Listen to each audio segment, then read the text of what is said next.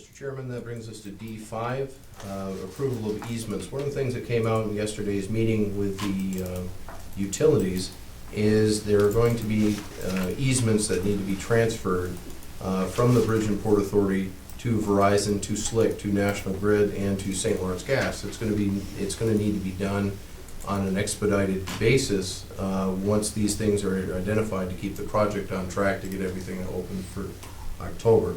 So one of the things I'm asking for here is authorization to process these easements once they're received. Each one of the utilities has their experts on easements. They'll lay them out, they'll give you maps, they'll prepare the paperwork, show you exactly where they need to go from from where they're gonna shut down to where they're gonna open up. It's not like a road easement or something like that where I'm not gonna be telling them where they're gonna put their lines and stuff like that. They'll come and tell us, do you have your chance to look at it and make sure it fits with your plans? That's what the engineers are gonna be looking at. They were talking yesterday about having completion of this by November? Yes, yeah, they wanted, I think, was it National Grid, I think, Charlie, they wanted to see the road roughed in before they finalized where. They'll come at them, they'll be in touch with these guys, and they'll look at they'll see the documents, they'll know the map, they'll know where it's gonna be located, and they're gonna tell you should approve it. That's what they're basically gonna do. We don't have a choice. We gotta have them moved, that's all. And they do a good job. I've done this a million times. I'll make that motion. I'll second.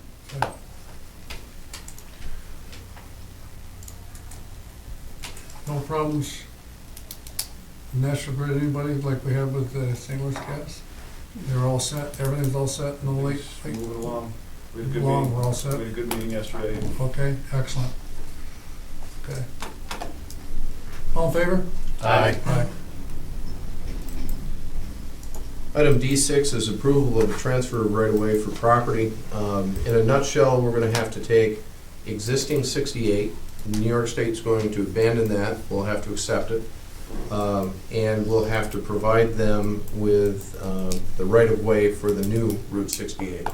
What this does, we're trying to get this done on an expedited basis because for the contractor to be able to work in the right-of-way and eventually tie in, we've got to have this in place.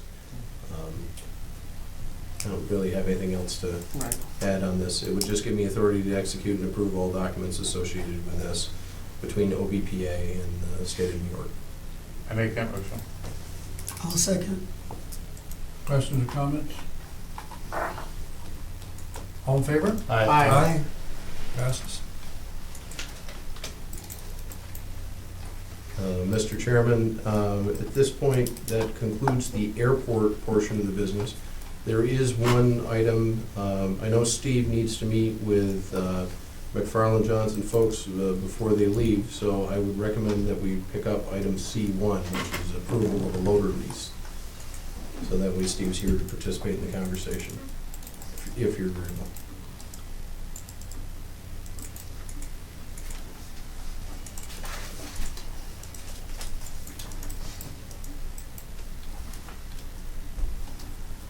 Well, Steve, explain all this to us. What it means to you to have this loader? What's that? Explain. How's everything at your house? The loader. Explain what that, I mean, Well, Nelson, what does it mean to you? I mean, to have a loader like this? Well, And first what's of all, yeah, overall picture, we're undersized for the equipment we have. And the equipment we have works with the volume that we do. It works. It's not ideal, but we can't go past for production in a financial sense efficiently and utilization using the equipment we have. It's just not possible. We can't take on more things. We work fine, but once we start getting, if you start getting bulk, you always have bulk salt or bulk fertilizer or a large grain, you're not moving that stuff efficiently. So what I see from everywhere else I've been, I haven't seen anything smaller than a 980 loader. And so to purchase a 980 loader, you're talking $500,000 to $700,000 brand new from CAT, that size loader with an 8-yard bucket. You can rent one for 10.2, 10.5, and that's not state contract pricing, that's just straight out. It's too big a loader for state contract pricing, so you're not gonna get any breaks there. You can get a different size or different model for maybe $1,000, $1,500 less. But anyway, with the vessel that just came in, we needed to relocate salt. I normally budget $6,500 to $7,000 a month, for a month to relocate that salt. And I'm getting a loader, and you'll see in the analysis, I'm getting a loader with a much smaller bucket. OMLC had an older loader that's a 980, and it's the same price. And I wanted to see how the production and see if, what I think I see is true.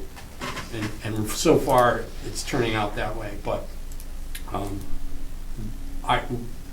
it was my way of getting us a 980 on site and with our partners.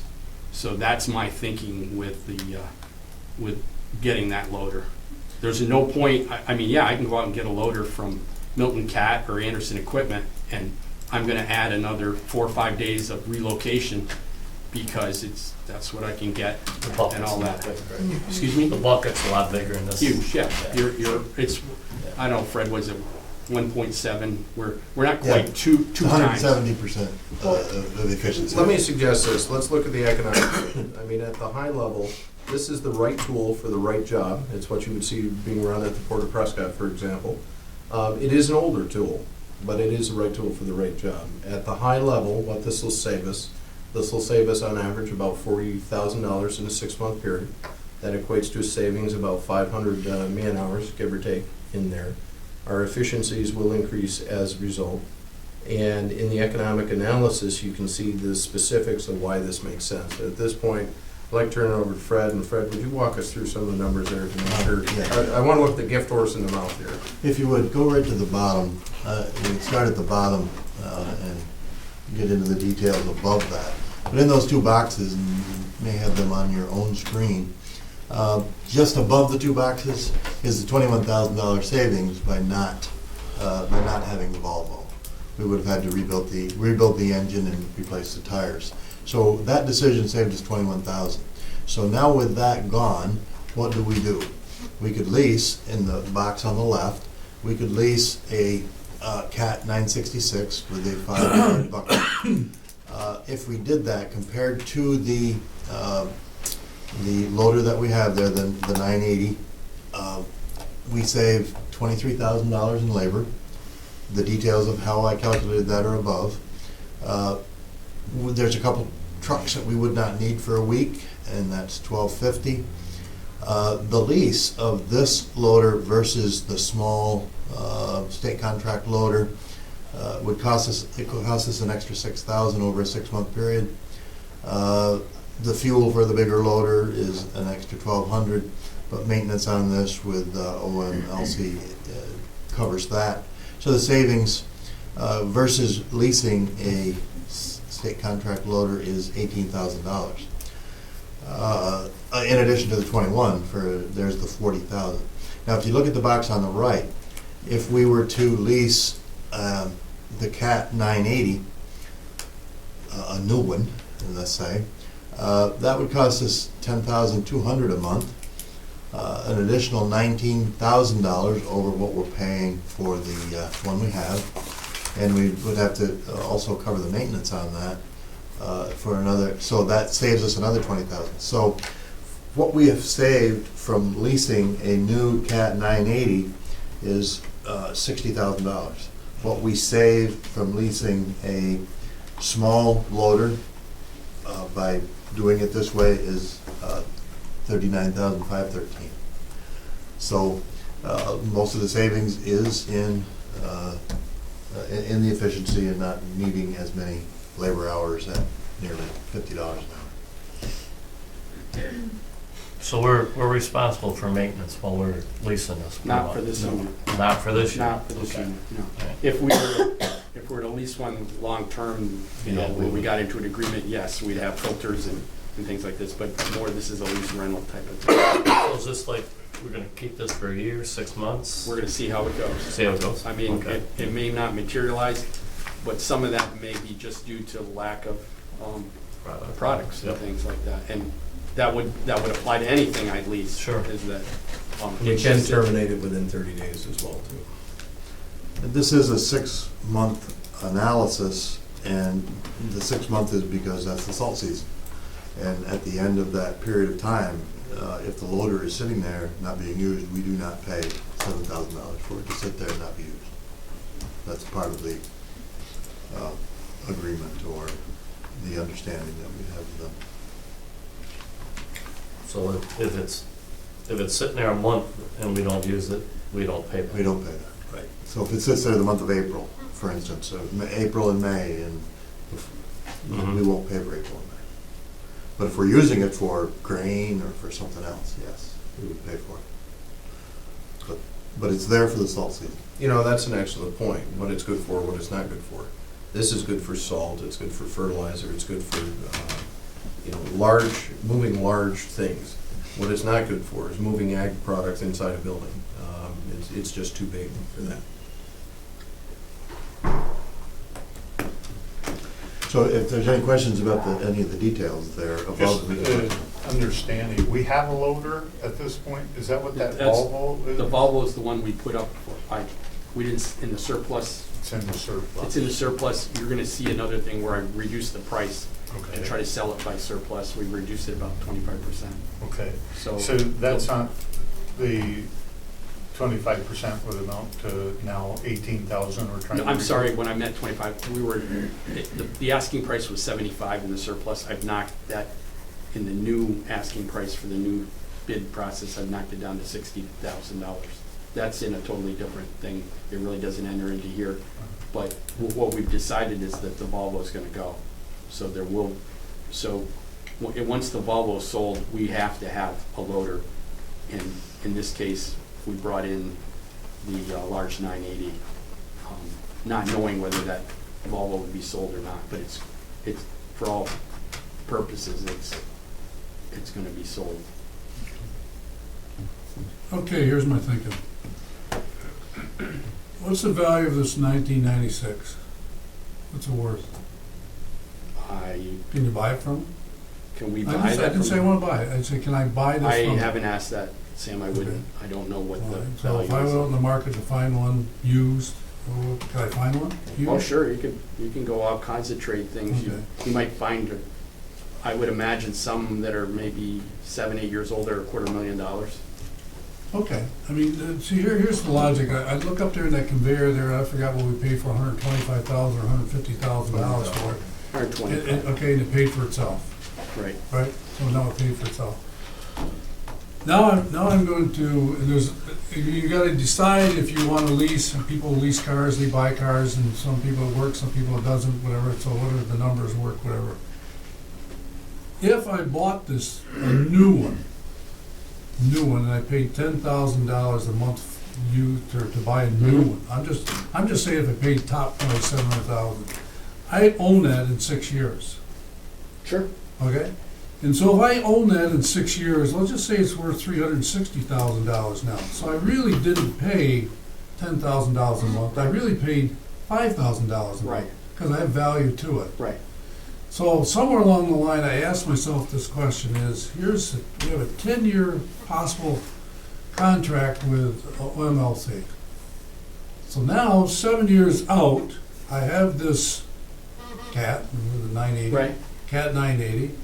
And so I still have 3 more years of a contract with those people, and I still have this piece of equipment, in which I maybe can, instead of we paying them, maybe they should pay us. Right.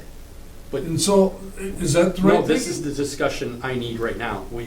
What it is when I come to you and say 500,000, 600,000, and you're coming up with a solution over a period of time and that'll be Fred, I've asked Fred to look at it.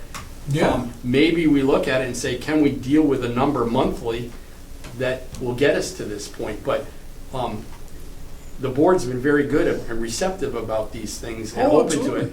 But over my experience, at times, it just kind of like, oh, well, we don't have the money, live with it. And I appreciate that discussion, and that is, you're going the right way, is what, I'm in agreement with where you're going, but I can't make that decision on how we want it. I would also counter, Sam, that, we have salt here now, and we have fertilizer on its way. Right. And this thing is available now.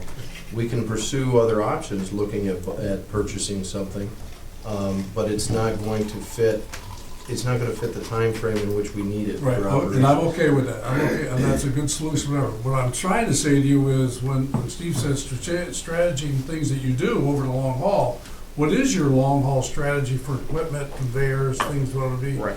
And Fred, it's a headache for Fred, because he's gotta manipulate the monies, whatever, but I always look to say, what do I end up with? And I spend $84,000 a year for 5 years, or whatever, it's $400,000 I dumped into the pot, and what do I have? Whew, I have nothing. However, And so, we however, only have to pay that 7,000 in the months we use it. Yes. Am I correct? That's correct. Whereas if we own it, we gotta pay that amount Every every month. month, whether we use it or not. It's- No, the other So, way. following up, I agree with what you say. I think we should take care of them right now and make a study with some sort of predictability about how many months we would use this based on how many times we have ships in or Right. need to move.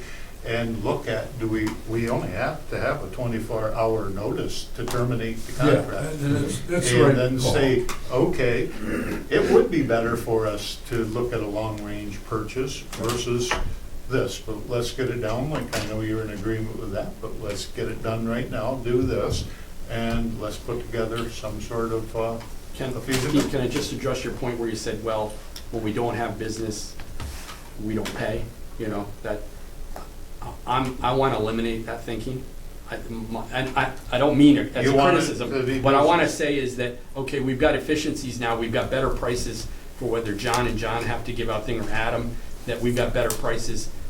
You start sending things your way just because of the decisions you made, and the idea is, what I'm getting at is that Volvo that was bought when I got here, not to criticize anybody, but it was a brand new machine, we're all happy about that, but it just kept us in the same mode. In other words, that's the rate we load trucks, that's the rate we move things. And what I'm saying is, now you get something bigger, it costs more and everything, but you can lower that rate to where, and my thing, and I've told Fred this, is if I can have more things to do for that one operator during the day where he's just flat out, it lowers everything, it pays for itself. And just trying to get that and not worry about, that doesn't say it won't happen, but the idea is we should be having more business here, and I want to. one would hope all that occurs, and that's why I think, I'm not, I wasn't, dragging my feet. No, no. Going to the low Right. end, but I'm also realistic, and I know how much it would have been used in any of the particular years. So that's what I was talking about before we jump on board and say, oh, let's buy a No, new one. Yeah. Let's use some realistic facts and figures Agreed. to Yeah. determine, would the lease be better for us, or would a new one be better? That's all. Yeah. So, and whichever one works, would, of course, get my support if and when. See, and I think the jury's still out on this, because I don't think we really know what we're gonna get in the next 2 years, product-wise and stuff. So, the jump, and I agree with your logic, but at the same time, we can stop this payment anytime we want, and like I said, we don't know what we're gonna get in the next 2 years. Look, it happened to our salt stuff last year, we wouldn't Right. have needed it last year. And this is a All great right. way to test the So- waters. Well, you see, you missed the math. You missed No. the math. No, listen to me. You're buying a piece of equipment that's in 1996. We're not buying it. Whatever, you're using it. So you buy a piece of equipment today, all right? So 20 years from now, 'cause this equipment is 20 years old, call it 20 years old. So you're gonna have a piece of equipment 20 years, all right? And so if you have it 20 years and you can get $8,000 a month for leasing it, what's the value of this piece of equipment over 20 years? Think about that. So when you think of the long range of what this is like buying a house, you think about it. This is what, you're gonna have this a long time. Yeah. You're gonna have it a long time. And so, The smartest thing to do is not to keep it for the 20 years, like I tell you from 30. well, I know that, but It's- it has value over 20 years. But I've seen these things swapped, I've been there, and you take that piece of equipment in, and you get the new one, they give you top dollar for it, because they know they got another market for it, which you won't see. Oh, yeah. And you, maybe over a 7-year period, you get another new machine. Yeah. But now you're only paying I wanna do what we're $350,000, doing, I wanna do what we're $400,000. doing, but I also wanna think about this, and then when you wanna make money over the long haul, and we talked about this when the cranes, when you paid all that money for the cranes coming here, all right? Now, wait a minute, if you could have bought one after the next project coming done, you would own one, you would own it. Now, that's hard to believe that you can make $2.5 million, okay, on a project that you're gonna pay somebody, okay, to get, whatever. So fundamentally, you say to yourself, what am I gonna do with it? This is a revenue thing, as much as a cost thing, and you have to decide what you wanna do and how it wants to make money for you. Every piece of equipment we use down there, the back of everybody's mind here is, should we think about acquiring it and having it? Now, that crane probably wouldn't have been used till we get to the next project, but you know what, if you own it, it's on your property, don't cost you anything. It's storage. Yeah, one of the things I'd point out is that picture is an excellent example, because when we first started that, we supplied the tractor, we rented an old ag conveyor from the railroad, the business grew. Then we rented that conveyor, identical model, from the salt company. Then we looked at it and said, oh, we can buy something and it's cheaper. I mean, there's parallels here. So what we're seeing on the 980, I would equate to this is the right tool for the right tool for the right job. And it's very much equivalent to when we switched from the agricultural conveyor and the tractor over to the first thing that grows the business, increases our efficiencies. And then we'll make a decision on what we're gonna do from there. I think, if I could, There's a lot of parallels. I think it's important to have the right tool for the right job. And I think an analysis like this is important to show us what that right tool is. But having it here for 6 months, these numbers are much more accurate, and I can say, yeah, this is what happened. Just like in the beginning of this, I can say, this is what happened when we relocated the Compass salt that came in June. I know that because I've got the numbers. Everything else is a guess. But once you've had it here 6 months, it's not a guess anymore. And then you can do better long-range planning because you've got really good information. So when would we start leasing it? There's not too many ships coming in January. Well, we're using it right now. We're using it right now. Our salt Yes, yes, yep. It's relocated salt. That wasn't what you wanted to do. All right. You already spent $7,000. Well, Send it back. I'll Do you move need a it. motion? I'll move it. I'll second. But my discussion is obviously we need to think this appreciate process that. further. It is the right call at the right time right now, but we gotta but think. that's the discussion I want to get started. Thank And I you. appreciate your work behind the scenes getting this moved forward, so. All in favor? Aye. Mr. Chairman, if it's your pleasure at this time, I'd like to say thank you very much to our folks at McFarland Johnson. Steve, go ahead and can excuse you here. Tisha, you're all set with the surplus, you can explain that part. That's fine. Okay, thank you. And then, Mr. Chairman, I recommend that we continue with the rest of the business items and then go back from there. We're still in the Can we same take a phone. 5-minute break? Yeah. Mr. Chairman? Through the chair. Do we have any other We take a pressing, 5-minute break? do we have any other pressing matters to vote on? Because I just been called, might have to leave.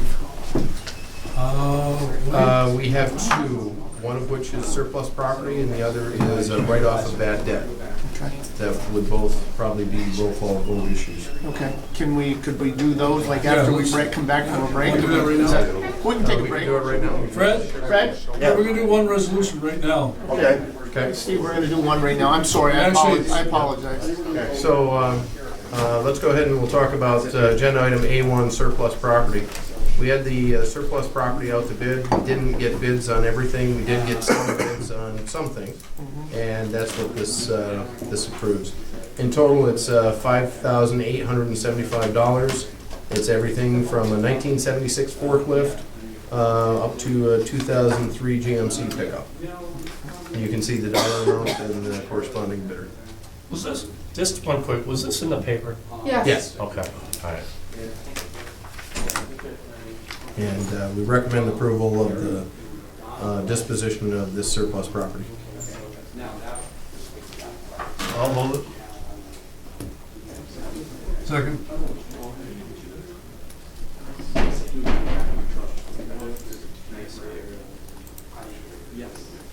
Any comments? No. Okay, all in favor? Uh, I'm sorry. My apologies, I grabbed the wrong surplus property, the one that I needed to talk about was resetting the minimum bids. For the items that did not sell, we need to go through and per policy reset the minimum bid. On the 2008 Volvo, we're recommending $60,000. On the Chevy pickup, again, I won't read to you. You can read. Yep. But there we go. Odds and ends, parts and pieces.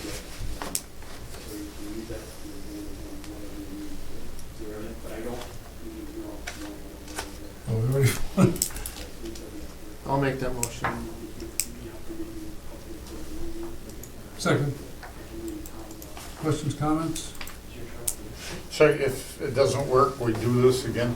No, what would happen this time if it doesn't work, like, let's say we got no bids, then Steve Lawrence would be authorized to dispose of it however he sees fit. It's going through the process twice at that point. The Volvo will bring you some money on the iron market. Right. It's worth more money as iron. So is it advertised again, or? It'll go through the same process, Same be back process. in the paper. Is there a place where, obviously there is, I just don't know where it is, where any of this can be viewed? Yes. We actually exhibited at the port from 9 to 2:30. People can go and inspect and. Any day, anytime? Between 9 and. Yeah, but any day. Yes. Yes. Okay. That's when they kick the tires, hope they don't blow out. Don't kick him too hard. Okay. Wait with that here. Especially the big one, the Volvo. Excuse me.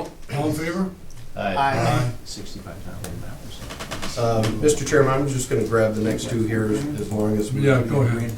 The next one's A3 is approval of a supplemental agreement with Gallagher's America at the rates, terms, and conditions you see before you, self-explanatory, in room 209 here in the admin building. I'll move it. Questions, comments? All in favor? Aye. Keep it And, moving. Mr. Chairman, the last item for regular business today would be agenda item A4. This is approval to write off bad debt. There are two bad debts that need to be written off. One for Faro Technology in the amount of $7,743.47. And the other one is the Corporate Center in the amount of $67,114.72, as both of these are uncollectible. We have a judgment against Faro Technologies, but unfortunately, it's a New York corporation that has no assets. And iStream, or whatever they call themselves in Pennsylvania, is not somebody that's contracted with us. So basically, they have no obligation. I'm going to recommend to the board that when we take a chance on these new companies that are small companies, that we get personal guarantees from the principals. Just like a bank would. If I'm a small corporation, I go in the board $1 million, they're going to want Frank Capello signing dotted line, because my corporation doesn't have squat right now. Right. So I think we got to move up the bar a little bit. I'm not talking about your bigger corporations, like Anson and stuff like that have been here for a long time. I'm talking about the new ones that come in and they want to rent space. You might want a personal guarantee. So John, that's part of their It's part of the negotiations, because you're giving them a good deal to come in. We have no guarantee we can collect, because the business is a corporation, and if they do everything right, the debt stops there. But if you get a personal guarantee and they've got any kind of assets, we can go after them. Yeah, that way you don't have this exact situation we have here. Correct. We do have a judgment against the corporate center's owner, but it's a house with a mortgage on it, and poor lady, that's all she's got. So we can't do anything with that. It'll stay on her books for a decade. We can decide, if I'm still around, we can decide if we want to go another decade. But as long as the mortgage is there, there's nothing going to happen. And if she files bankruptcy, she can wipe us out That was my anyway. question. She should. She should file bankruptcy and walk away from everything, except her home. She's basically living off Social Security. That one is actually money owed to us. Yeah. Yes, The that's other correct. one, though, wasn't it a situation where the renter was paid up to a current basis, but left before the lease expired or something? Yeah, it's interesting you mentioned that, because one of the things that is unique in the treatment of this is they had signed a 3-year agreement and then closed on a Friday night and were gone Monday morning. After how many That years? After a few months.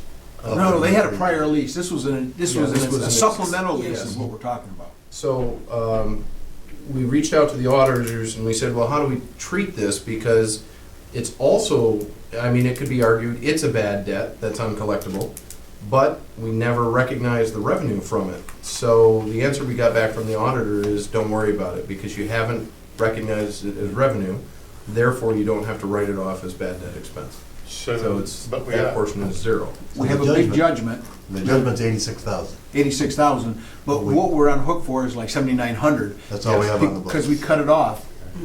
We stopped. so that's where the bad So that's debt why is. there's a And I just difference. wanted to be clear. Yeah. Okay, The reason why that the is- corporate center's the other way is because she already owed us all the She already money. owed it. absolutely. She already owed us all the money. So the bad debt on Faro Technologies is that we've recognized revenue and we have an accounts receivable. The balance of that 86,000 was never recognized. Right. And on the corporate center, that was on the books as a receivable, and that was receivable on March 31st. The auditors recommended that we do that then, so we did that effective March 31st. So that's been recognized in our audited financials. The Faro Technologies has not. And it won't be, because you don't have to go forward with it. No, but the 79. 79, yeah. or 79 will be. And the thing, I mean, it's an accounting technique, and I think you've gone as far as you have to go to satisfy the controller that you did everything you could to try to collect the money.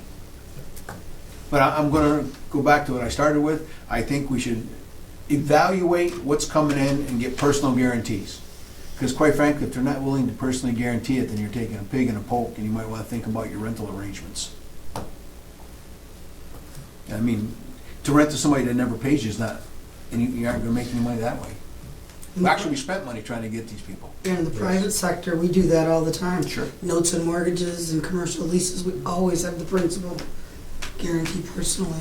I haven't done a loan for any of my small corporate clients, even though they've got assets. That hasn't signed in a dotted line as a personal guarantor. Me neither. Do you have a sample of that, of what a personal guarantee looks like? We'll include Well, it it's right there. about in 4 lease pages agreements. long, we can get you, I'll get you one. Okay. Yeah. You can forward one over. I'll issue the memo, we'll start including it in lease agreements. And I think a history of success has to not have any bearing on that, because both of these had long-term success here prior to their failure at the end. Personal guarantee, the way mine reads, I'm pretty sure it's open-ended. So in other words, they do a lease, they finish the lease, and if you're gonna do a new lease, I suggest you do a new personal guarantee for the new lease. It's it's like an add-on to the thing. I don't think you I agree. should bank on one carrying over from one lease to another. I think the argument might be in court that, wait a minute, hey, that's an old lease, I paid that debt, I shouldn't have to do it again. Some of them are, I write it open-ended enough so you might argue the other way too, that basically, you know, until you're buried in the ground, you owe me money, I got you. But other than that, but I think it's a good idea. Fred was really good, because these people were very good clients for many, many years, and, you know, you hate to see a sour ending, if that's the word I wanna use, because they were good people who worked hard, did all the things that they wanted to do here in the business world, things end. Any we got a motion, I can't remember now. Yeah, we need a motion. Okay, I'll move it. I'll second. second, any other comments? All in favor? Aye. Aye.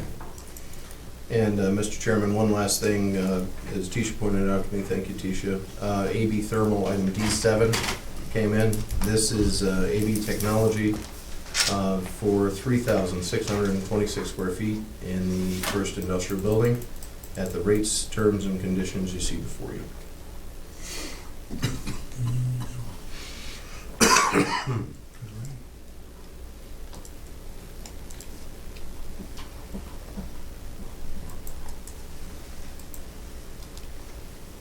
Need a motion? Yep. I move. I'll second that.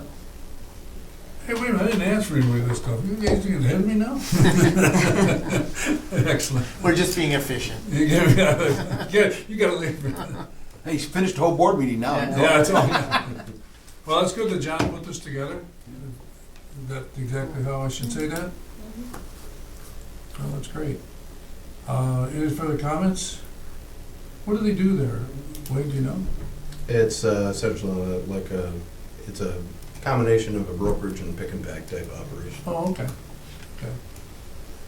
Jobs? How many, Fred? Just a few, I think. Yeah, Just well, the everyone pickers. counts. Yeah, Everyone counts. one or two.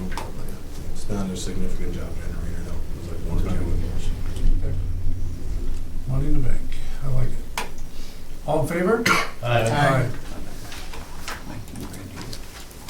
Mr. Chairman, that concludes the regular business. There are two things that we need to go over. We need to have the reports section of the meeting, and there's also a need for an executive session on items relating to collective negotiation and contract negotiations.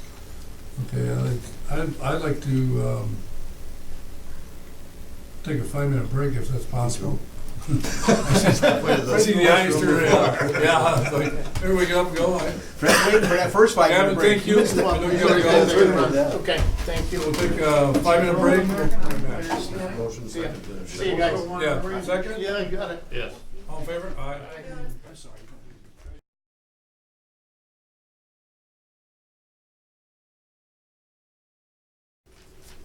Mr. Chairman, we're Okay, let the record show that we come back for a 5-minute break. It's now 11:45, and I need a recommendation or a motion to go into executive session. Mr. Chairman, there's a need to go into executive session for matters relating to contract negotiations and collective negotiations under the killer. Any decisions out of that meeting? Don't anticipate any. Okay. I need a motion. I'll move it. I'll second. All in favor? Aye.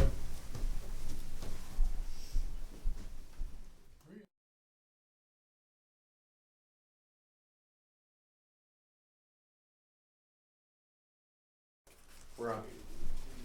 Okay, let the record show that we came out of the executive session. It's now 12:40 PM, and we're going to take a recess.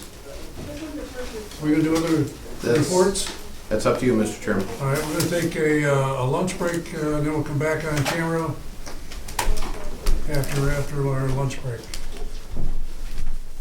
I know we don't have a motion for that one.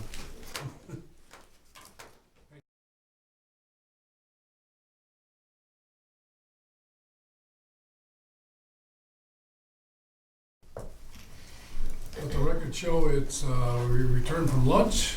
We ate pretty fast because it's only 1 o'clock now. So anyways, I'd like to bring the meeting back to order. I'd like to do a finance report. I guess we'll go with you, Fred. Okay, we'll start right with the P&L, if you will. Bridge tolls, if you've all got it up in front of you. Bridge tolls are down 155,000. Rental income down 151,000. About 50,000 of this is Amex, duty free. That's off about 60% from what we budgeted. What would that be, Fred?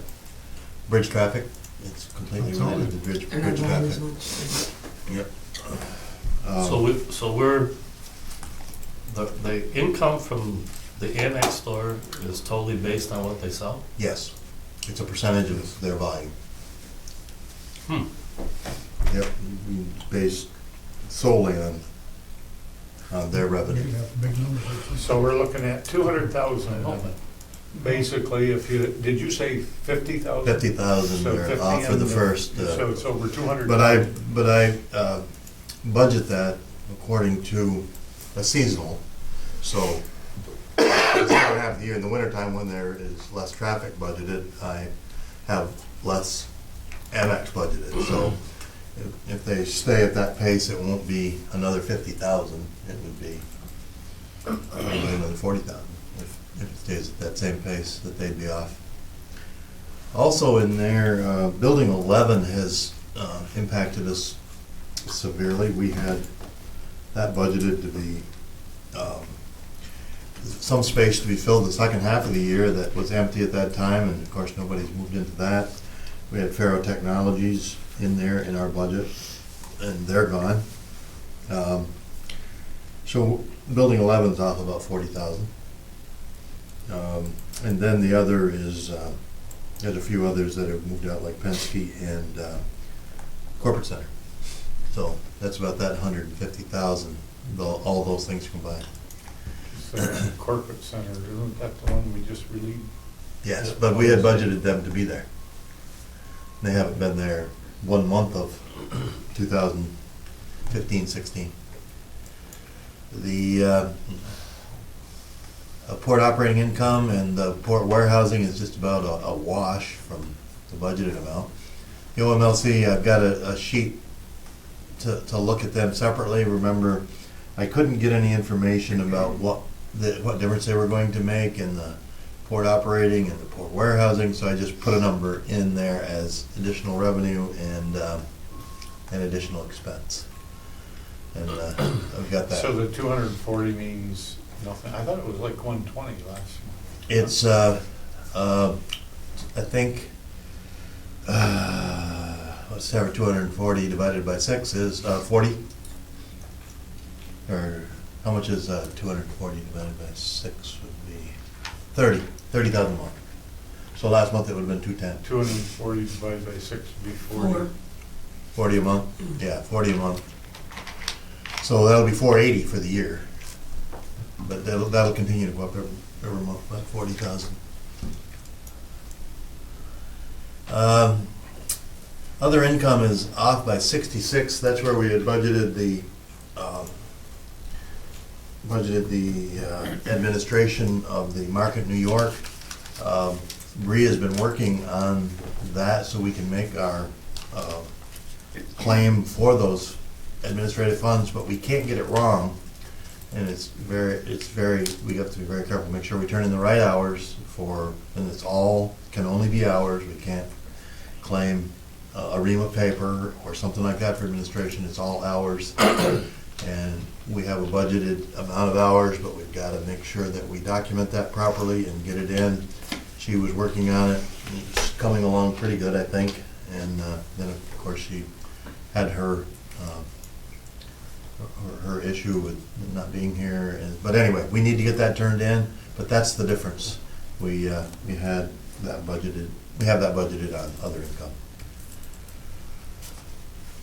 In the expenses, salary and wages and benefits are about even with budget. The OMLC expense, that's again a number that I put in the budget. The number in the actual column is what we have paid for the salary and some of the travel expenses and so on. So that's 65,680, that's his salary. His salary plus some travel expense. The My trip to revenue, Chicago is in there. that ship that came in, Yeah. the salt, that was ours specifically, right? Yeah, that- We didn't have that- to share that with, That's No, existing Existing business. business. Yes. Yeah, everything we've got so far has been existing business. so when, That isn't in here though, because that's October. This Yeah. is September. so if we get a ship in, just to throw a ballpark Let's say figure out. fertilizer. Say it's $300,000, we split that, Mhm. and then half of their 150, do we get something back for his salary? Half of his Yeah. Mhm. also in that? Mhm. Okay. Charge for Yeah. the project. Okay. Yeah, let's charge the project at $135 an hour. Ed? Bridge maintenance, I mean, a lot of these things are right on budget. Utilities are way off because I budgeted those and I just divided by 12 instead of seasonably as I should have. So that'll be catching up in the wintertime. That's when our utilities are higher, of course, because we're buying natural gas to heat buildings and so on. So that's a timing issue, the 66 plus there. Legal fees are way higher. I think we know that there's been a lot of good things going on. Would you update that sheet and get it out to the board members between now and the next meeting? Okay, yep. Thanks. I want to go back to OMLC a little bit, because Yeah. I'm kind of trying to configure with what we did with the Caterpillar, you know, the 980, and you know, Yeah. what we're paying that, whatever. Now, they own that piece of equipment, and what equipment do they use that creates a profit for them that we own that they pay for? Is there any equipment that works that way? Let's say a fertilizer ship comes in. We need a conveyor.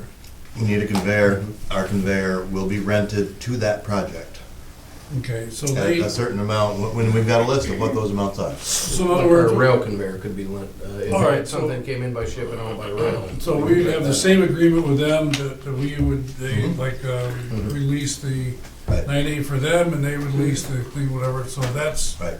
we don't share that cost, we just directly charge the other person for it. Yeah, Okay. right. So right now, because we are leasing that 980 for our salt that's existing business, if we use that loader for fertilizer, we will get that. Because that's ours, because we're leasing. Oh, That'll be very on our nice. side of the invoice. Ah, that's a good point to make, thank you for that So one. we will recover some of that right there. So this is that same expense under OMLC, that's that same 65, 680. And this was the ship that came in. It was existing business, we didn't split it up, but we got that ship because of them, Mhm. even Oh, though sure. it was existing business.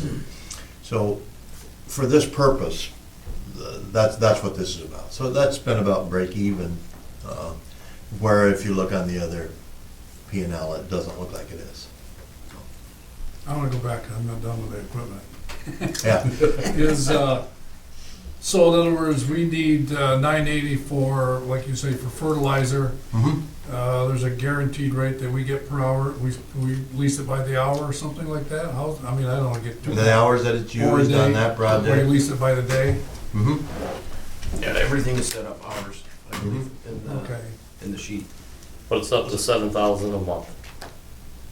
We're paying them 7,000. Yeah, we pay 7,000 a month So lease, yes. it's making Yeah. money back. I didn't see, that was a good explanation, but Yeah. I know you figure out the man hours would have saved and stuff, but, It'll be the hours that are right on the okay, hour meter on the machine. okay.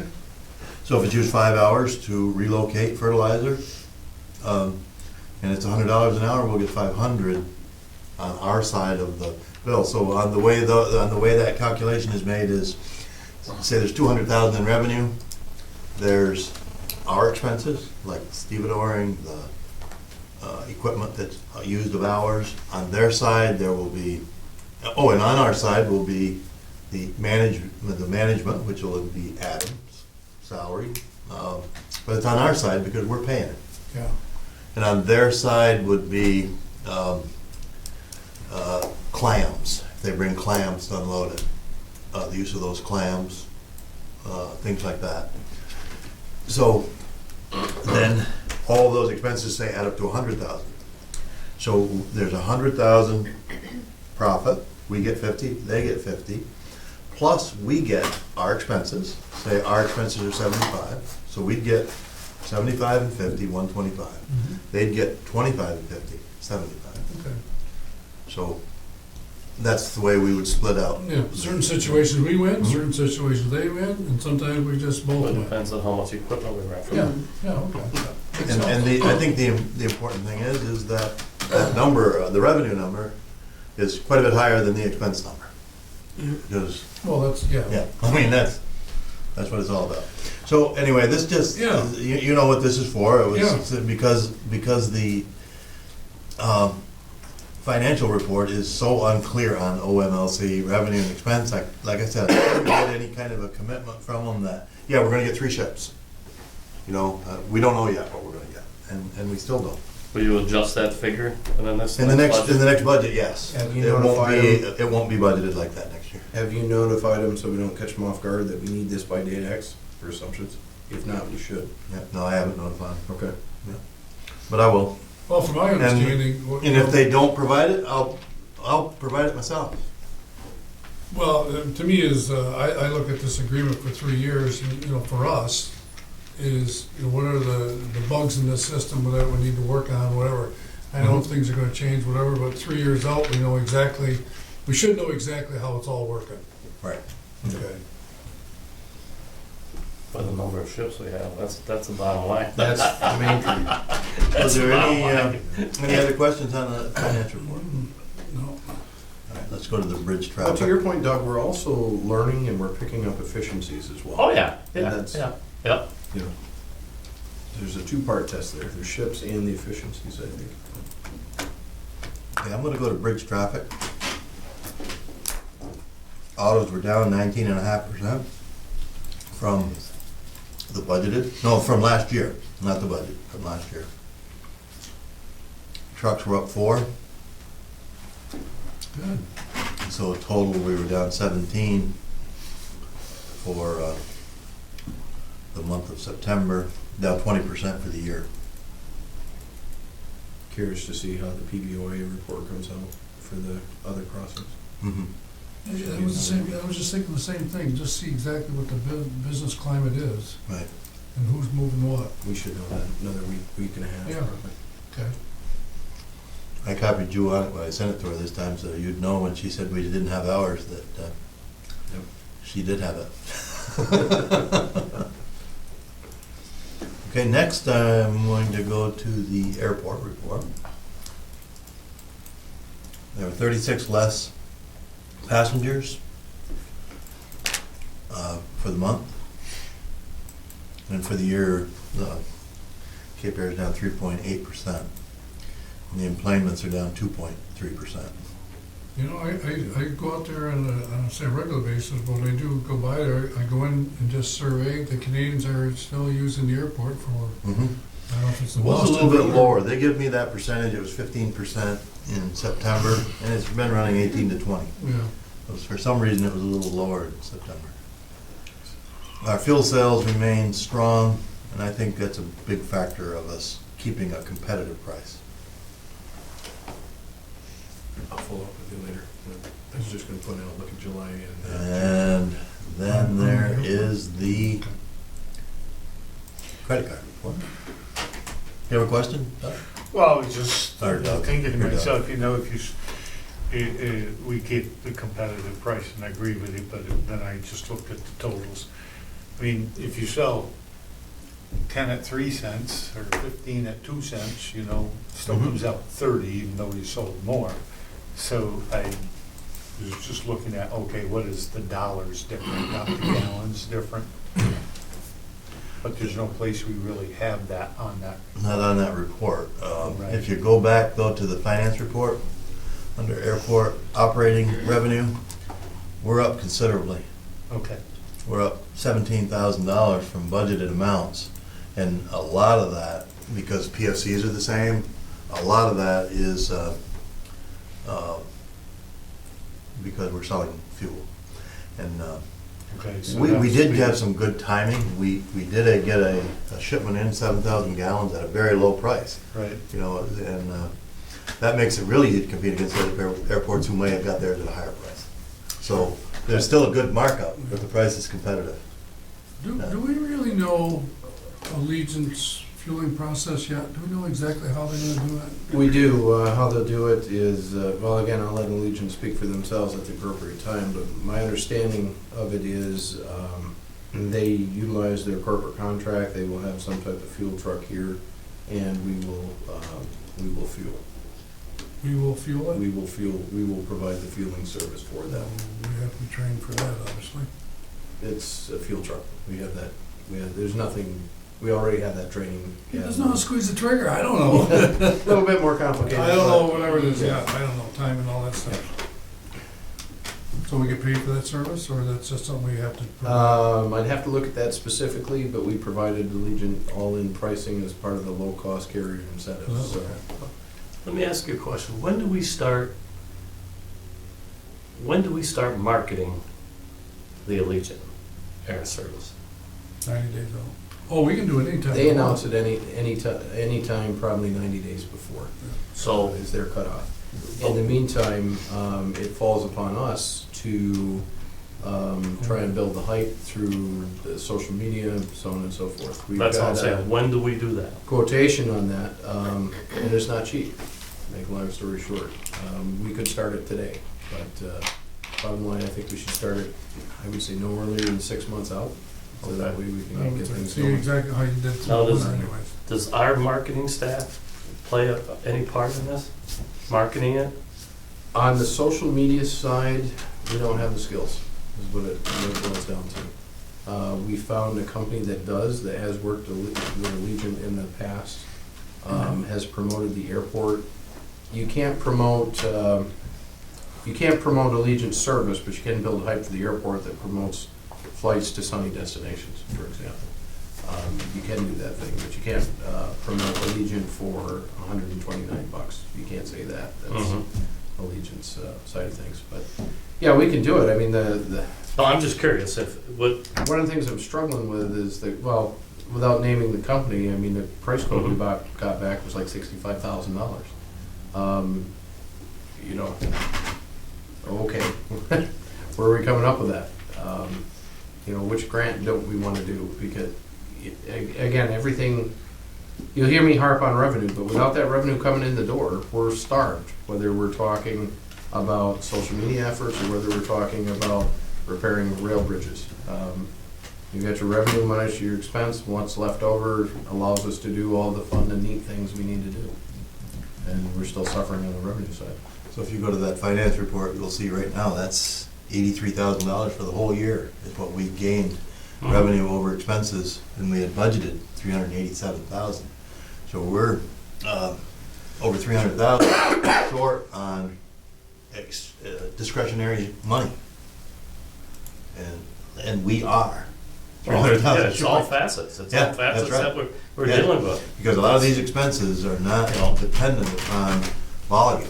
You know, we pay those toll collectors the same thing every day, whether they have 20% more cars going across or 20% less. They get paid the same amount. I just need to back up to the social media, like you said, to promote it. I know that there's a lot of formal ways to do it, but even informally, like if Allegiant had a Facebook page, obviously, even just to hook up with my two best friends in Ottawa and myself, I have 1,800 friends on Facebook. They have 2,000 each in Ottawa. Wow. So if I like that page, circulated it to my 1,800. They circulated it to their 4,000. I mean, that kind of gets it out there too, at no cost. Yeah, no, It's- Well, that's the beauty of it. It does allow us Yeah. to tell our story.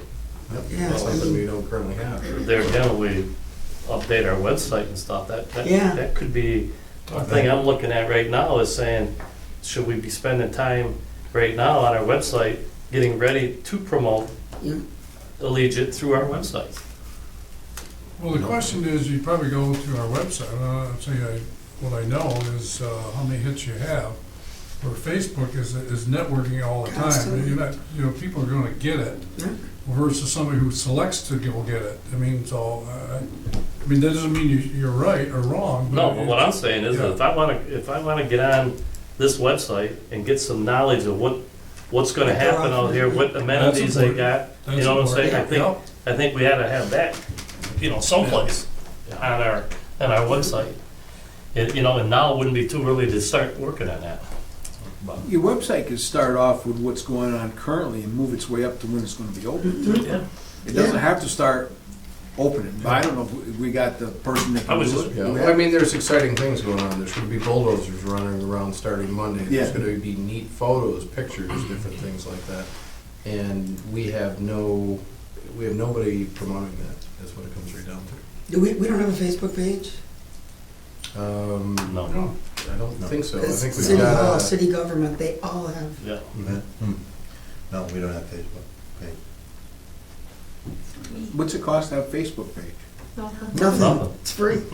Somebody to maintain. Just I somebody. can't afford it, Frank, you saw the report. Yeah, you gotta have somebody doing it. I don't have Yeah. a tweet, and I don't have Facebook, and I don't have Yeah.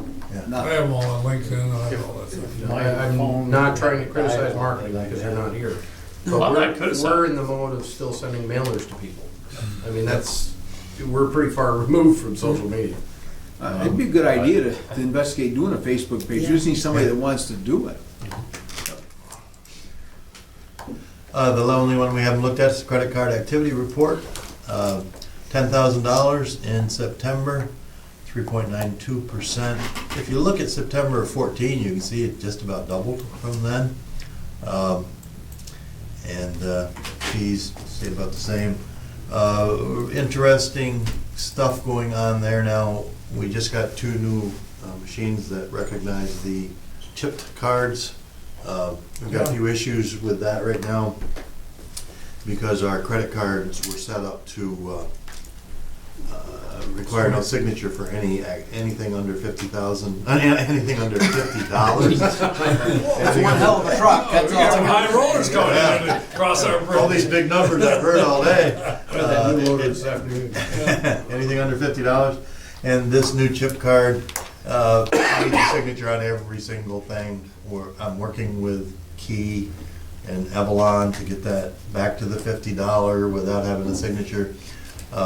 Also, there is a PIN number on the debit cards.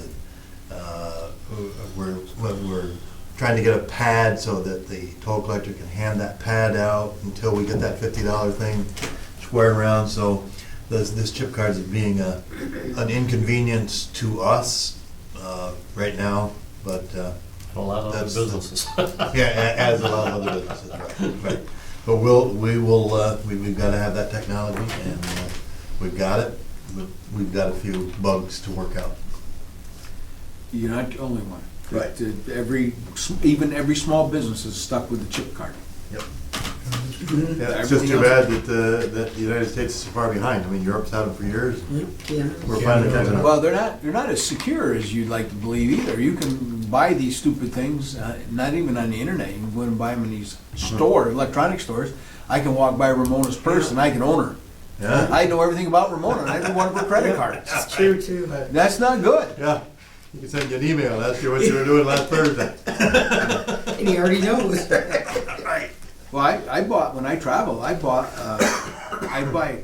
thing to throw over my shoulder to carry. 'Cause I like to carry my camera and all that junk, and I don't like it in my pockets. It has one thing inside, it's RFD, whatever that thing is, one spot. So I put everything they can Yeah. scan in that one area. I've got one of the wallets like that I put just my credit cards in. When you're walking by Scan people through. in like Las Vegas or any of the islands you go to, everybody's got those. You can, they're a dime a dozen to buy those scanners. It's crazy. They go through a purse, they go through clothing, they go through a leather wallet like it's nothing. Maybe the NRA will figure out a way that when someone steals your electronic information, that you have a gun that shoots them. Be nice, Sheriff, Kim. I touched it down. Well, You know, I just was doing some quick numbers for next budget time. There's something in a thing. If we looked at the revenue side and eliminated the line for OMLC, and if we looked at the expense side and did the same thing, then those numbers would be 200,000 difference, really not 300,000 difference. And that's just by adding in one and subtracting out the other, right? What was that again?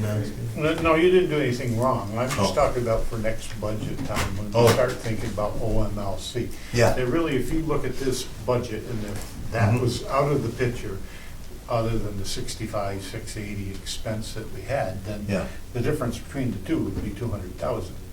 And if you look at the difference between the two at 200,000, it really boils down to our bridge tolls and the Amex amount, which is Mhm. something I didn't realize, I guess, in the 7 years I been on Yeah. the board. I didn't realize that was That is based based on not only volume. bridge traffic, Yeah. but also the other. Yeah. So that's, in fact, was something that wasn't predictable. And We did nor lower was- our, we in were the just budget. blowing numbers on OMLC because we didn't know what, but we do now. And We did lower the budget for the duty-free by the same percentage that we lowered the revenue on the bridge. But, Right. I think they were both 5%. Right. And I'm And they're sure down 40. you did all the numbers, they just hadn't added up to me until just today. And the So- OMLC is, even though it's done like that, there's $80,000 gain from OMLC in the budget. 480 revenue and 400,000 expense. Right.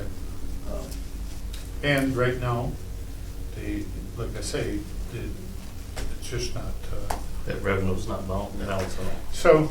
so, Yeah. just so when the budget's constructed next time, just pointing that out to Yeah. some of the other board members as they take it. Well, last year during the budget, I did point out that this is gonna be bad, it wasn't the right way to budget it. I could have, I guess, put a line in port operating income, OMLC, and, port warehousing, but, that's what I did, and I knew there would never be any revenue to go with Yeah. it. So when we do get revenue from, say, a fertilizer ship, it'll be in the port operating revenue line. And not OMLC. Oh, not in OMLC. See, and that's the, Yeah, and that's why I think we need that other OMLC P&L, just to kind of show. Then you're dealing with apples and apples instead Yes. of just figures. Yes, but the next year's budget won't be like that. Back to the credit cards, did we go back out to bid to who's gonna provide the service, or we just do it one time, or? I thought we talked about that one time, that, wasn't it a 3-year bid? We went out to competitive bid Right. originally. And Yeah. do you recall the term on that? I think it was a 2-year deal. pretty close enough, isn't it? Should have another year. Well, we've been in it. It looks like we started the reports Yeah. in June of 14, so. Yeah. Well, I think it started before then. Oh, maybe not. Trying to think. That was our first report. I think if we were looking for things to do, that might be a good idea, but I think we've had, our percentage has been so much lower than we expected. Our service has been good, except for right now with this chip card, and I think that's a universal problem, or universal issues. If we could hold off, I think it would be, I don't think we have much to gain by bidding it. I think we're with the company that the other companies use, Avalon. I don't know, I'm just Yeah. thinking Owns process, Avalon. Fred. I'm Wouldn't not- it normally go out to bid in 2016 anyway? No, we have that. I would say it would go out to bid if we were unsatisfied, but What's Well, the total cost to us? What well- did we pay out totally? I don't have it They'll up. probably come in and say, Less than we $5,000? talked about that. yeah, in a 4,100. year, yeah, 4,100 in, In your And- procurement policy, I think you got a 18 discretionary thing when you hire professional services. This is like a professional service, yeah. that you don't have to bid it out unless you're dissatisfied. Yeah, but we did bid it out originally. Well, you needed to find out who's playing, but now that you got it, I mean, that saved you the research issue. Yeah, Wasn't that- I don't disagree, but I guess I want to challenge her a little bit, because just because somebody got the business back in June of 2014, doesn't mean they have that same business forever. I mean, No, but it also means that it has to go out if to we, bid if we periodically. bid everything, just because it's been 2 years, I would think we'd want to bid it if we were dissatisfied, or if there was, or we were getting hosed. No, I don't think, I agree with what you're saying, but I think there's the rules of the game, or, you have to allow competition in. I know what you mean. Well, I'll bid it, but I think it's a colossal waste of time that we haven't got. But I'll bid it. The other thing you might have, go ahead and bid it, they might just pull all their equipment out, then what do you do? Yeah, I'd say, okay. Your contract's up, they Wait give a minute, you you. gotta stop a second, because you have an agreement with somebody, you have an agreement, I mean, No, when your agreement's up, you're gonna bid it out, they say, well, we're not gonna bid again, let's take our equipment, and then now you got a 30-day, 60-day, and you don't have credit cards. You know, I could bid our banking again too. And, we went through all that. We chose Community Bank based on everything. I mean, that was a couple years ago. I could bid all that out again too. But there's another I think we perfect have example. little to Community Bank is not entitled to that business forever. Periodically, we need to bid it out. Okay. And when we have something to gain and time to gain it, I would say yes. But to bid it I think your all the point time. is well taken on that. You know, there's something to be said about the service being what you wanted it to be. And if, in fact, that the amount that we're paying, that we're satisfied with it, then move on with the same company. If we aren't satisfied, I think that's the time for, this isn't like it's a magnificent amount of money over a period of time. It's only $4,000. We're getting the service we want, it's at the rate we want, something to be said about keeping the climb. But, I understand bidding out things like insurance and stuff like that where you can save magnificent amounts of money. But even if you save, the risk you're taking about not having that equipment in here is maybe not worth the risk of bidding it out. But, Well, you got $4,100 it cost you. yeah, I know. No, but figure out the man hours it took to set the whole process up, go through the bidding process. And then going through the bank process again. I'm not a big lover of Community Bank, I guarantee you. I do work for them, and I'm not happy with how we get reimbursed for what we do and what we're expected to do. But, they're in my community, so I do business with them. I guess my point would be, I would caution to fall back into the mode of, that's the way we've always done it. No. As long as we don't fall into that mode. What you look at, first of all, I think, Wade, you got a handle on it because you do reports every year. Now, all of a sudden, you see spikes. Then, you only have a 2-year agreement. That's when you start calling a halt and say, hey. Well, let's back up here a little bit. If we signed an agreement for 2 years, the agreement comes up in 2 years, right? Yeah. So they're gonna come back to you with what, Fred? Probably a new agreement. A new I may have agreement? just signed one when I bought those chipped machines. Yeah, I'm not trying to confuse, make it difficult. I'm trying to say, what is due process and what you do? I mean, it's not about $4,000. I mean, to me, I don't want to just change everything for $4,000. That doesn't make any sense. No. But we're under auditing procedures, whatever. Are we doing things the way they should be done? Where does it fit in your procurement policy? Well, I haven't looked. that was a question I was thinking too. It's up well, to- and you aren't even talking $4,000. Right. Somebody bids this, and what the bid's going to be is a percentage point or a few percentage points below what you have. They aren't gonna drop, we'll do it for Yeah. 3.2. They might do it for this little tiny portion of that, times $4,000. It's almost not even worth the discussion, particularly the time involved in order to do it. But it will be interesting to see, like when the airport parking lot's Oh, online, that's- and you have $400,000 run through here on credit card receipts. Then that might be the That's time. gonna change things. That might be the time Yeah, to you do got it. my answer. But not only that, if you keep somebody online that you're happy with, you might get a better bid from them, just because. But, I just think it would be a waste of Fred's time to put that amount of money out to bid. I'm not against it when it gets to be a bigger amount of money. If in the next 12 months you look at it, now we're at 7%, and there's no real explanation, We've only had it for 18 months. so it's kind of hard. This is such a Yeah, small. but if you're gonna bid something. No, but I think Wade's point is well taken. We move into the parking lot thing. You're gonna be Okay, sweating. that's fine. It is well taken, and that's why I'm saying, I think you stay with the company that you have until that comes, because they're very likely to say, we want that business too. Competitively. And therefore, That's what I'm saying. if they provide Let me you- just tell you about the bids that we got. They're all exactly the same, except for the charge for for each transaction. Right. And the charge for each transaction, when the bid we accepted was about half of all the others.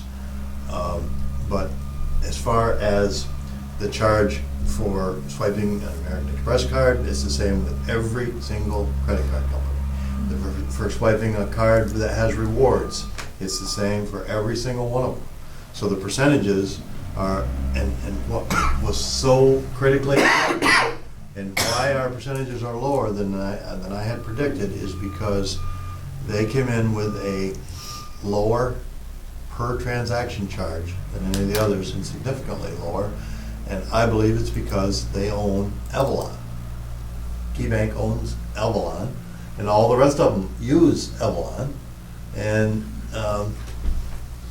have that markup, You're right, have the right. markup from that. And I think you're right. When you go in to get to the airport, I agree with Wade. The airport should be manless, womanless. There should be nobody out there touching anything. You do it like you do Syracuse. You want to go park, you get your ticket, you pay for it inside, and you let you out of the gate. And not have to deal with cashiers and money and stuff like that. Because all the cash, the machine take credit cards, debit cards, and cash They do. inside the airport. So you really don't need a person out there to give change. So I think, and Wade's idea was, if we can save that, you're talking saving, well, first of all, we're going to be intermittent with needing people there, or do you have to staff it full time? Because, you know, you don't know what that's going to be like. But if you have it, you know, people go down for Florida for 2 weeks, come back, plane, you're going to have to at least have somebody there every day. A plane departs and comes back. So it's like, say, twice a week, say. But I Again, think we can bid these. I will work all day long to save us money. I don't like working 1 minute to waste time.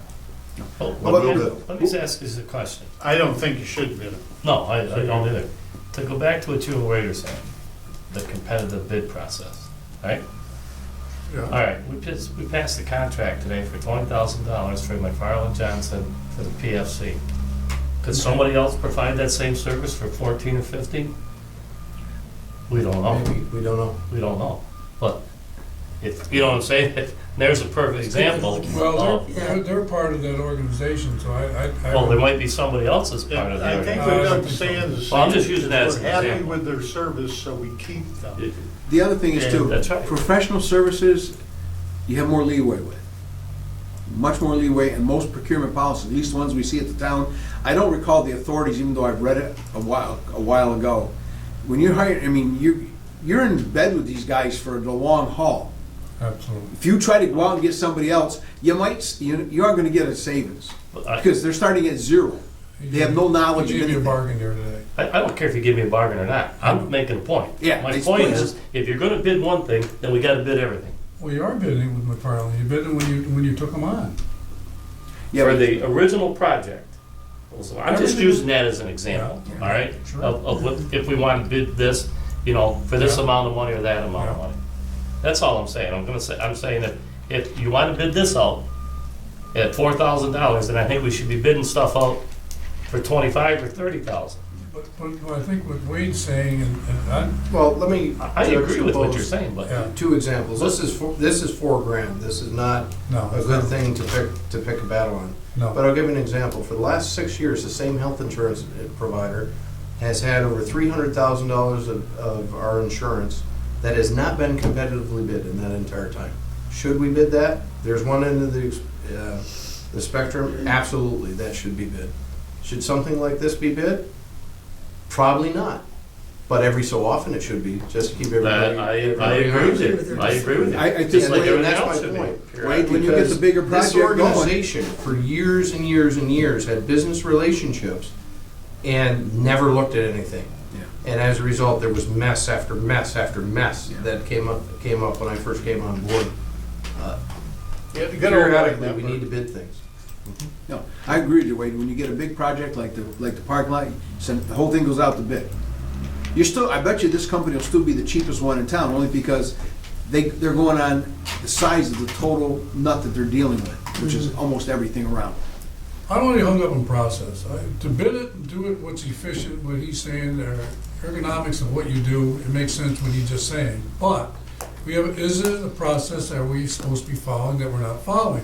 Somebody upstairs is gonna find that out, or No. some, I don't. Whatever, I don't know. I don't I think mean, it wait, is whatever it is. But I just think we have a responsibility, not for the $4,000, but what should we do or not do, whatever, that's all.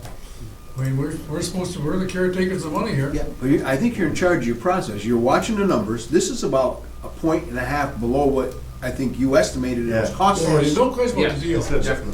So I'm basically, I'm saying that, you know, if it was hovering 7%, then we have, you know, now, you know, we got ourselves into a real pickle now because people are relying on credit cards. I only saw 2 months of 5 figures. Yep. There was a couple close. It was an $8,000 month or something like that. I think it's growing. And I think you're right. It's gonna grow and there's no way to get out of it. And truckers, Well, let's take these numbers right here, and I'm just food for thought here. We've got $109,000 that went through credit card receipts. Now, maybe I'm wrong on this, whatever, but maybe if the amount was $1,109,000, what would the fee or what would the bidding process number be? If they know that they're gonna handle that much more money, what are they gonna say about that? I don't know that answer. And that would be a good time, the bid. that's the time to bid. Because now, Yeah. like when you say it's $400,000 from the parking lot, now, and the bridge is $100,000. Now you're talking $500,000 worth of business. You're gonna see their rate per transaction go down, not up, down. That's right. But they're basing it upon a business model also. They're just like the same business you guys are in. They're looking at providing the equipment, doing all the computer stuff that they have to do. What are we going to need to make it so that, and it's putting it into their game of business too. Yeah. We're not the only customer, obviously. So they're plugging us in. I think if we have more, because we have a parking lot, they're going to keep trying to plug us in, but I think they're going to plug us in at a lower amount. Well, I trust let me Fred ask Shepard. The what he wants percentages to will be do. the same regardless of whether it's $1 million or whether it's a 100,000. It's that per transaction fee, and I fought to keep that as low as possible because I knew that we had a lot of $2.75 transactions. And And I think there was an agreement made, or in that agreement, that we had the right to get out of this at any time we wanted. If we Yes. see the That's right, fees that lady going was up, here, remember? that, Yeah. that, Yes, and we could get out anytime. you know, and I And think if that we was, put something out to bid, we do not have to take the lowest bid, No. do we? No. No, we have to take. You have to take the So it lowest depends if we put responsible out a bid. Q or a P. And Q Depends is on- qualifications, P depends if is. it's ambiguous. Well, And at any rate, something like this, it's really hard to know. I understand the concern. I think it's a lot of time already that as a group we've spent on something that's. We just spent $3,000. But I can see when it gets to be at the airport and whatever, yeah, maybe it would behoove us Yeah. I think to when you spend get, that amount of time. but I think at that point, when you're bidding out, I don't know, how many parking spots are we gonna have, Wade? 423. 423. And what do you figure the average per day cost is gonna be? Either $7 or $8 a day. All right. And in total, it generates, I forget, 150,000 first year or something like that. Yeah. We've got the parking. and Yeah, everything. okay, I'm just saying, now you're talking, and everybody's gonna be using a credit card. Because, you know, when you come back, every time I've come back from a flight, I look in my pocket, I don't have any change left. So you put the credit card in and see what what the week's gonna cost me. I think that's gonna be good. Wait, in the parking lot analysis, say if somebody comes and wants to stay, somebody's gonna fly out and stay for 5 months, Beautiful. that's still $8 a night. Is there any break for long? Yeah, it's, no, it would keep accumulating. But there's no, you don't go from $8 to $6 if you stay over a certain amount of days? There's no plans for that at the Okay. present time. Okay. There's Now, none one of of that the in Syracuse or decisions- No, Ottawa. I'm just trying to, I And one of stayed the for. decisions we're gonna have to make at some point It's how between much? now and when we open that parking lot a little bit tricky. is not only what we charge, but who's gonna operate it. Is it gonna be us? Is it going to be an agent of ours? Is it going to be a third party? And Doug, what you're gonna look for is long-term parking separate from short-term parking. Oh, yeah. So, and then, because what you do is you don't really want the long-termers in with the short-termers because you know they're gonna be gone for, say, 2 or 3 weeks. Sure. You want them off to a different area. Yeah. I'm sorry to interrupt, but I have clients at the office. Thank you. Yeah, they just texted me. We're done, aren't we, Wade? Yeah, that's pretty much it. I mean, same story on building and occupancy. Building 1, we need help on. Building 11, we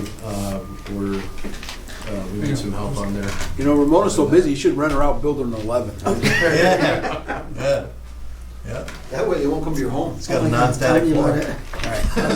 it. We can, Wade, I'll try to get that guaranteed to you in the next 3 or 4 Need days. a motion to adjourn? Are we all set? Next meeting, November 4th, 8:30. 8:30, everyone all set? Yeah. I think, Motion adjourned? I'll make the motion. Okay, second, all in Second. favor? Aye. I think this side of the board, except for Ramona who has to go to work, should go golf. Would you take a Oh, I gotta go It's a cut nice grass. day.